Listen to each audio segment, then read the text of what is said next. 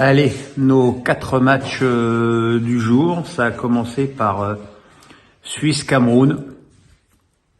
Qu'est-ce que vous voulez que je vous dise, les Camerounais, quoi. Ok, les Camerounais qui ont eu quelques belles opportunités, mais voilà, ça manque de tranchant devant le but. Choupo-Moting, pas droit. Karl Toko Ekambi, pas droit. Donc voilà, et puis tu te fais punir sur un centre de Shaqiri pour les combos. Ça ressemble aux autres matchs des équipes africaines depuis le début. Tu marques pas de but. Voilà, c'est un petit peu décevant quand on sait les espoirs que les Camerounais avaient dans cette Coupe du Monde. Alors, c'est évidemment pas fini, hein, mais bon, c'était pas un bon premier match, quoi. Ensuite, on a eu droit à la purgasse du jour, Corée du Sud, Uruguay. J'ai entendu Benoît Tremoulinas sur l'équipe dire ça fait 20 ans que les Uruguayens ils jouent pareil et qu'ils emmerdent tout le monde. Enfin, il a pas dit qu'ils emmerdaient tout le monde parce que lui il est poli, ça c'est moi qui le rajoute. Mais c'est vrai, quoi. Quel tanné. T'es là, tu t'espères marquer un but sur un contre foireux ou sur une tête de Cavani, mais il y a pas de fond de jeu, il y a pas d'ambition, il y a rien. Et pourtant il y a des bons joueurs, hein. Les Coréens, eux, ils ont fait leur 0-0, ils sont contents. Ça fait un match à ranger dans la collection des matchs à oublier de cette Coupe du Monde. Il y en a déjà quelques-uns. Portugal-Ghana. Un bon match entre deux bonnes équipes. Les Ghanéens qui ont vraiment tenu la dragée haute aux Portugais. Bon, après, il y a un arbitre dans ce match. Je voudrais qu'il m'explique pourquoi il refuse le but de Cristiano Ronaldo en première mi-temps pour une supposée faute sur Djikou, ce qui me paraît très minime.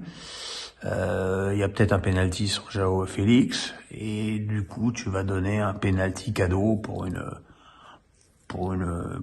Ronaldo qui se laisse tomber après que le défenseur ghanéen ait d'abord poussé la balle avant d'entrer en contact avec lui.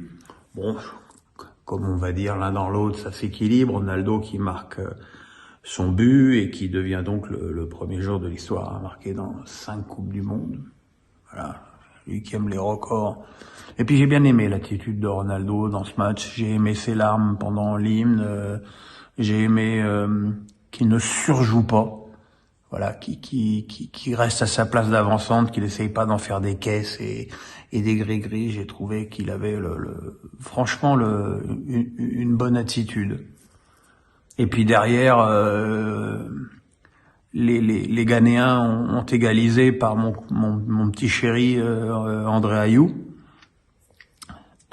Mais malheureusement, ce but leur a fait plus de mal que de bien parce qu'ils se sont un petit peu enhardis au milieu de terrain et du coup, ils se sont fait ouvrir 2 fois comme des boîtes de thon sur les buts de João Félix et de Leao. C'est dommage, même si le but marqué par le Ghana en fin de match redonne une proportion peut-être plus juste au score. En tout cas, voilà, au moins une équipe africaine qui marque des buts, même si elle perd, puisque le bilan africain, c'est quand même 3 défaites et 2 nuls. C'est pas GGN. Voilà. Et puis ce soir, le Brésil, qui était très attendu. Moi, je vais peut-être surprendre plus d'un, mais j'ai bien aimé ce match du Brésil. D'abord parce que j'ai trouvé qu'ils avaient fait un match extrêmement rigoureux au niveau du replacement et de l'organisation défensive. Parce que cette équipe, elle a tout, avec ses 4 attaquants, pour tout mettre sur la piste aux étoiles devant et faire un peu n'importe nawak.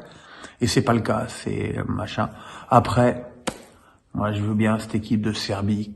Faut m'expliquer l'intérêt de faire un match comme ça à 10 derrière. Ils n'ont quasiment jamais fait 2 passes dans le camp brésilien. C'était d'une pauvreté absolue. J'espère que